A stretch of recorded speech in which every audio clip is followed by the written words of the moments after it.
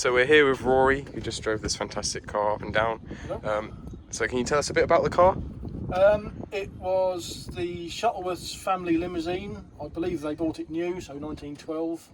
It's been here at Old Warden ever since and preserved by the vehicle section here. It's a big straight six engine with two separate ignition systems. So you start it on a coil and a battery and you change it over to mag when it's running. Interesting to drive just because it's got a centre accelerator rather than what we're used to. The gears and the handbrake are all on this side. You've got lots of hand controls on the steering column to think about. So you've got advance and retard for the ignition, a hand throttle and a choke. And then you've got a little drip feed here that tells you that the oil's flowing. And why are we driving this today? I've got a wedding to do with it in a couple of weeks' time, and I haven't driven it for a long time, so I thought it was a good idea to have a bit of a refresher on how to drive it. As I say, it's been about 10 years since I drove it. So. Yeah. What work has recently been done on the car? Do you know? I don't think very much. I know at some point in the last few years it's had a new radiator core because it tended to overheat, but really it's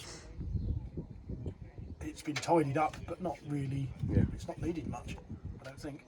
Does it not get run? It does get run quite a lot, yeah.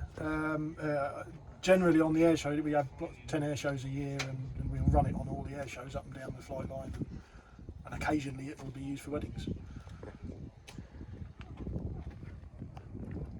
And so there's a space in the back will be where the passengers will be, I assume. Yeah. Father and the bride go, and I'll be with my special hat here and being the chauffeur. Yeah. Like I said, it's nice to drive, I guess.